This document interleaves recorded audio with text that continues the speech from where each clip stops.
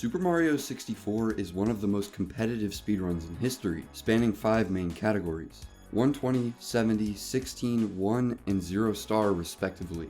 Of these categories, 16 is considered to be the most popular among the 5, with almost 2,000 submitted runs on speedrun.com. This is due to the route being relatively easy to learn, so much so that popular streamers can get decent times with Xbox controllers. You are so done! Myth is done! Everyone's done!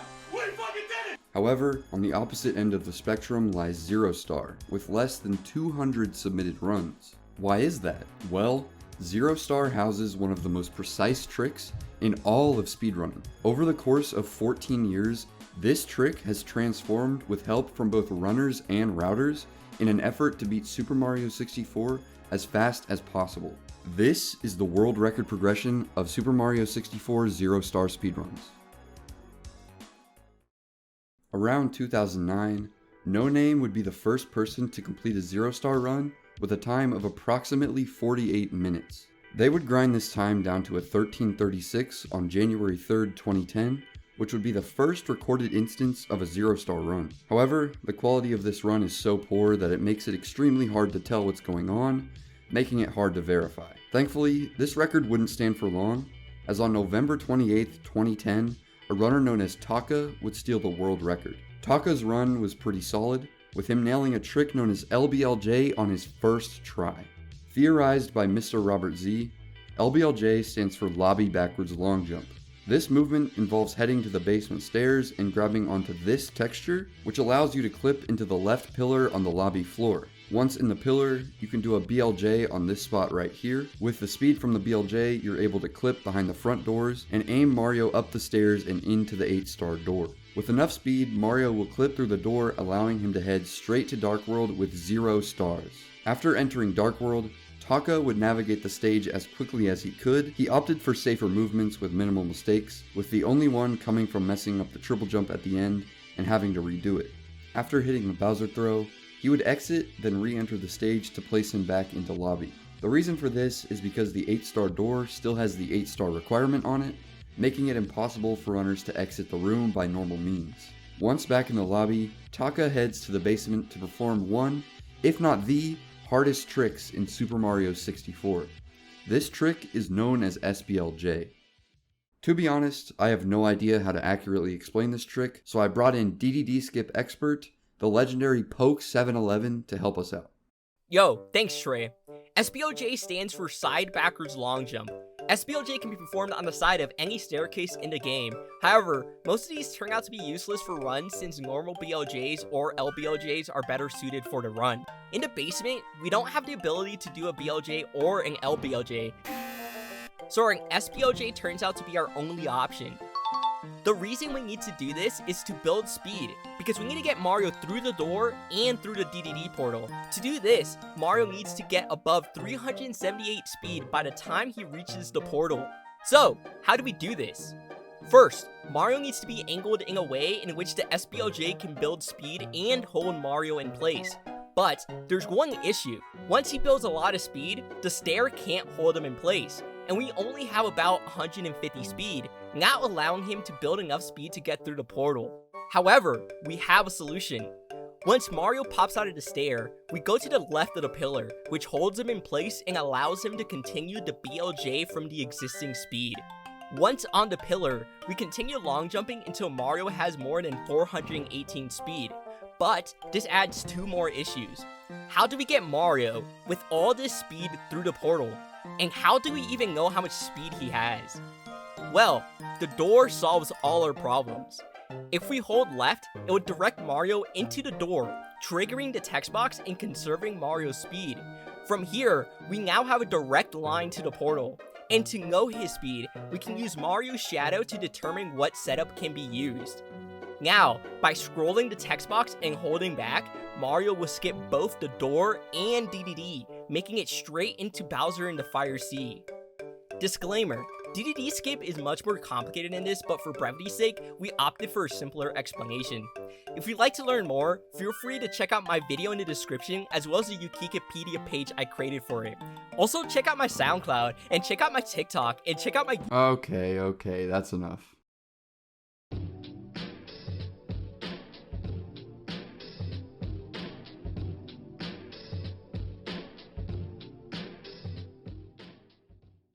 After Taka enters Bowser in the Fire Sea, he would safely navigate the stage to the 3rd level, where he would long jump across this sliver of texture to avoid the last of the platforming. From there, he'd hit Bowser again, grab the key, and make his way upstairs. After struggling on BLJs, he'd make his way into Bowser in the Sky. But instead of going for safe strats, he decided to risk everything. He would go for a triple jump dive to the spinning platform at the start, then towards the end of the stage, he would attempt an early right side triple jump, which allowed him to skip a good portion of the stage. From there, he'd enter the final Bowser fight, and with 3 perfect throws, he managed to hit... Oh. Well, even with that missed throw, Taka managed to blow No Name's record out of the water, with a time of 9:11, improving the record by 4 minutes and 15 seconds. While his run was decent, there was clearly more time to be saved. The first runner to take advantage of this time save would be Ryu, with a time of 8:24 on November 1st, 2011. Ryu's run was similar to Taka's for the most part, however, he gained time with a quicker DDD skip, getting it in 3 attempts as opposed to Taka's 11 attempts. Ryu's endgame was interesting to say the least. He had a worse Fire Sea and Sky than Taka, and even did an ancient Bowser throw method at the end. With these 2 runs, it proved that a runner with Taka's movement and Ryu's DDD skip could get well under the 8-minute barrier. But who would be the first to do so? Well, 12 days later, Messe would get on a run with a second try DDD skip, putting him 12 seconds ahead of Ryu's world record. With a standard Fire Sea and first try BLJs, Messe would enter Sky 39 seconds ahead. This pace would easily get him a mid 7-minute run, however, the nerve of being on such a pace must have gotten to him, as he decided to forego the triple jump wall kick, and instead would take the pull. Once in the pipe, he'd nail all 3 throws and net himself a massive world record with a time of 7:40. Later on, a runner known as Makori would bring the record down to a 7:21. What set Makori's run apart from the previous few was a new trick he did in Fire Sea known as Zero Cycle. Fire Sea is broken into 3 main levels. At the end of the second, there's an elevator that rises and falls from the moment Mario enters the stage. Zero Cycle is a cycle in which Mario reaches the elevator at a point where it is high enough for Mario to jump up to the 3rd level. Makori would be the first person to hit this cycle in a 0-star run, saving about 10 seconds. From there, Makori's run would remain untouched for 14 months until 2 runners began their push to lower the record. Enter Zaya and Akira. During the early 2010s, Japanese runners dominated all of SM64. While runners like Shigeru, Taka, and Honey laid the foundation, Zaya and Akira would be the most notable, due to their rivalry in 0, 1, and 16-star.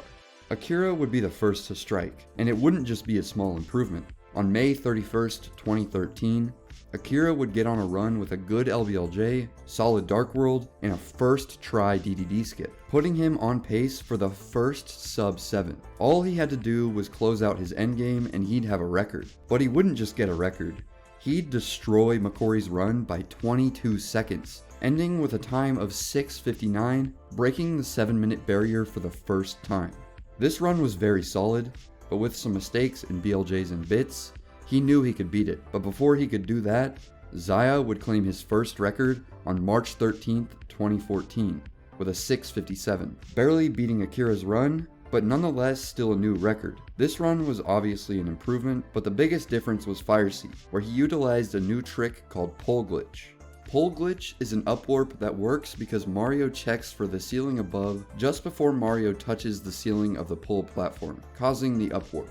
This is made consistent by a setup involving a frame-perfect rollout, a jump dive, another frame-perfect rollout, and a frame-perfect jump. This makes him get to 0 cycle earlier, allowing him to long jump and wall kick to save about 5 seconds over the usual 0 cycle movement. In this run, however, he burnt while trying to do the long jumps at the end, and lost some time on the elevators in Sky. Despite the time loss, this run would net Zaya his first world record in 0-star. After this record, it was Akira's turn to take it back, but that wouldn't happen until a year later, when on March 3rd, 2015, Akira would improve the record by 3 seconds. This time save mainly came from learning Pole Glitch and avoiding burning in Fire Sea. However, like Zaya, he lost time on the Sky elevators. But with 3 good Bowser throws, he clutched out a 654, inching closer and closer to the 4x barrier. It was inevitable, but who would be the one to get it?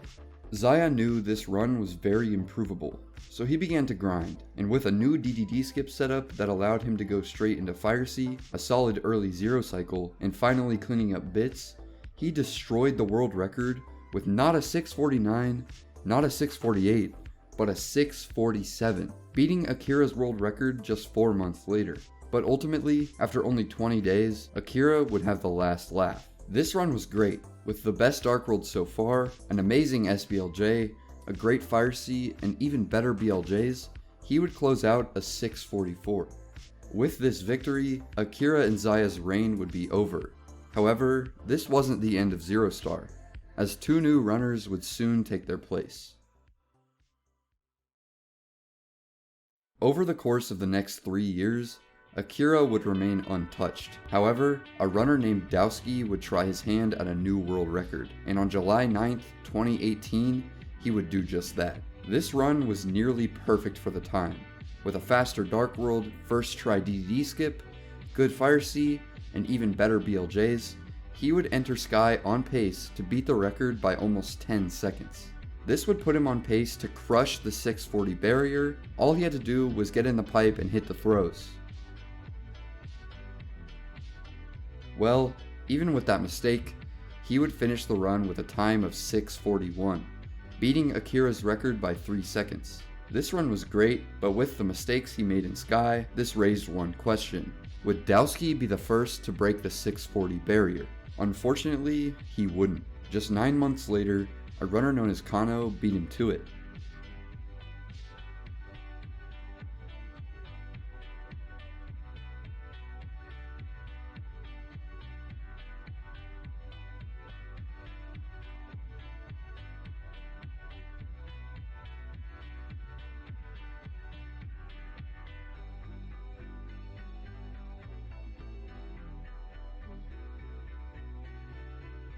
This run was slightly worse than Dowski's 641, but with a much better Sky, he made up the time and clutched out the first ever sub 640, with this run clocking in with a time of 639. This run would motivate Dowski to come back for the world record, but this time he had a new strat up his sleeve. In Fire Sea, it was found that if you make it to zero cycle early enough, you can actually do a side flip wall kick to take a tighter line to the funnel at the end, saving 2 to 3 seconds. This earned the name Ultimate Cycle, and with that, he would surpass Kano with a 638. Please be world record. It should be. Alright. I literally barely fucking got it, dude. Oh my god. This new record would mark a new back and forth between Kano and Dowski, and like Akira and Xayah before them, these two would push Zero Star to its limit.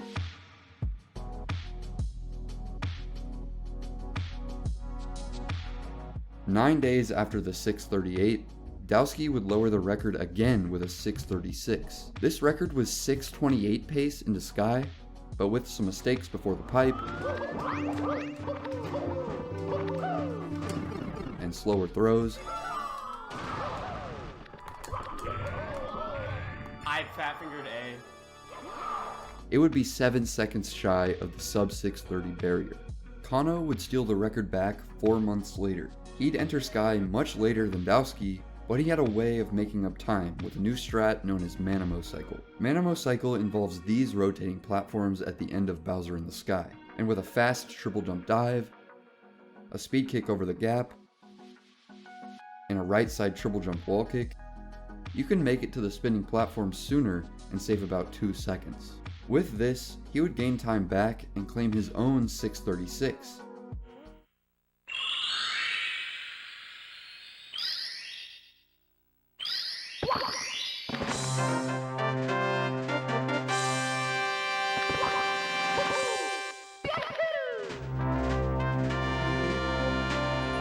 But Dowski wouldn't give up that easily, as on September 19th, 2020, he would once again enter Sky on pace for a sub 630. This time, however, he would use an alternate movement to skip the need for a triple jump dive.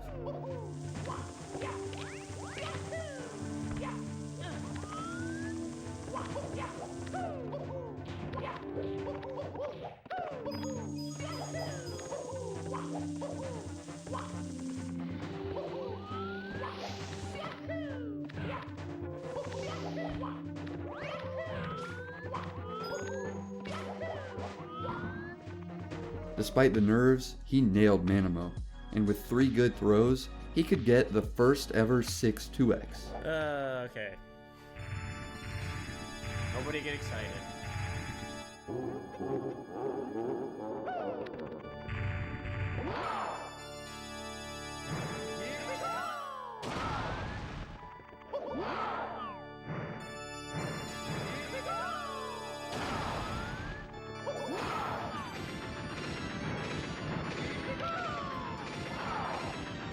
Finally, dude. Alright.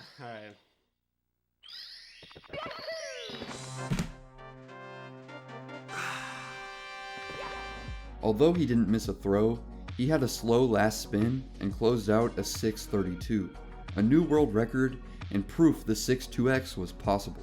After this record, Kano would get his own 6.29 pace into Sky.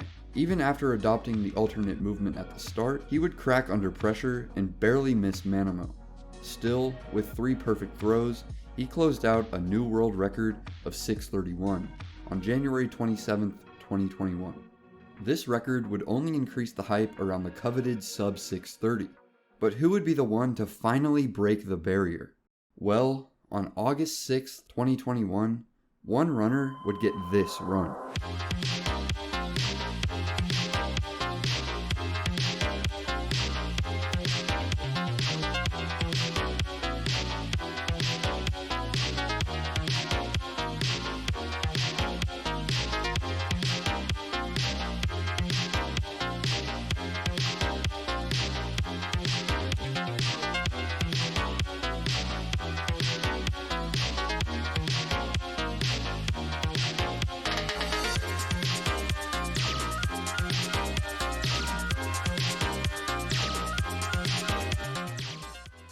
Kano would ultimately win this battle. Using a new strat known as TAS long jump, he saved another cycle over Manamo. This allowed him to gain a second and just barely eke out a 6.29. With the sub 6.30 finally achieved, Dowski would stop running 0 star, and Kano would improve his record by 2 more seconds on February 13, 2022.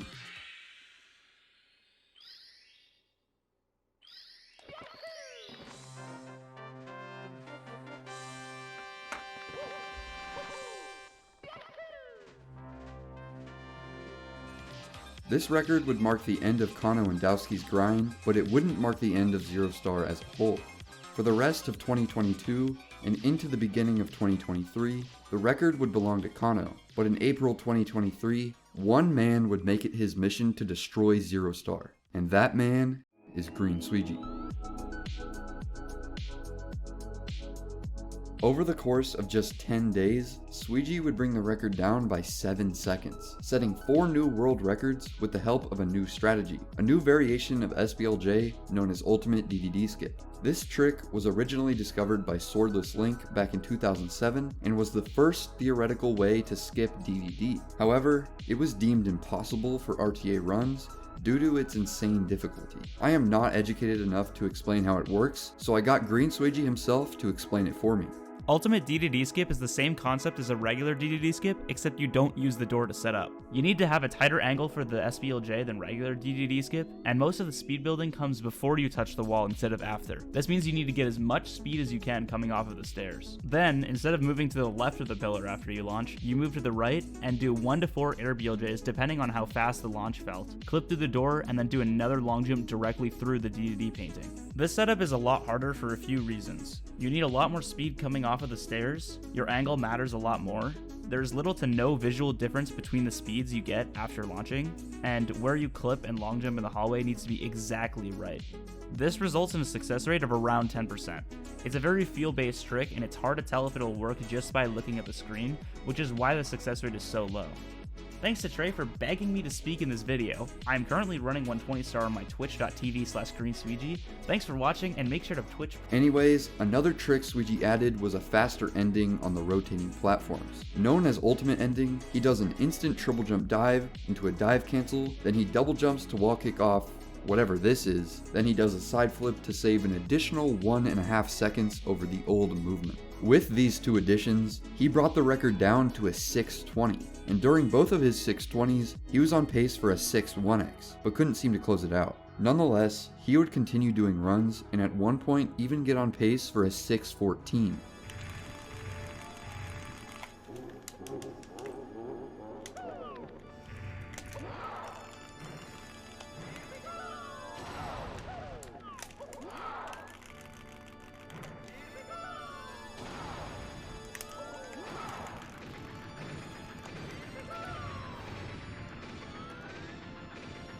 However, Ultimate DDD Skip was both mentally taxing and difficult, causing Suigi to lose motivation and take a break from 0-star. During this break, Suigi would claim the 70-star world record and begin practice for 120. However, in the back of his mind, Suigi knew he could destroy the 620 barrier, and 6 months later, on October 24th, 2023, he got bored of 120 star and decided to try some runs. And during the first hour of his stream, he did this.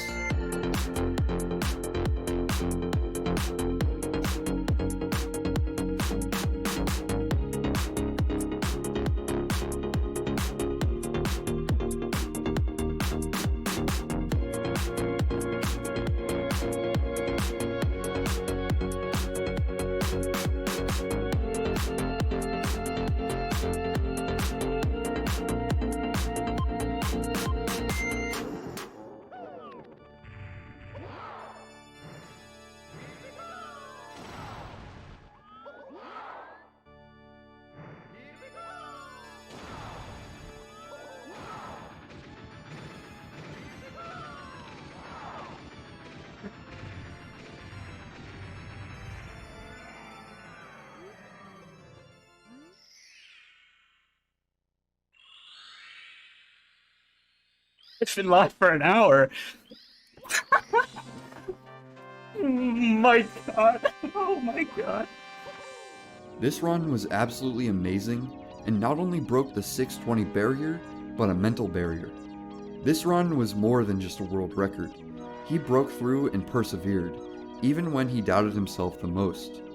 Watching him break through is inspiring as a friend and a speedrunner. It is proof that if you never give up on yourself, you can achieve whatever you desire. And as of today, the world record stands at 6:16. Thank you for watching, and if you enjoyed, let us know in the comments, and we plan to cover more world record history in the future. So if you like that sort of thing, consider subscribing. Also, check out all of the runners in the description, and have a great day.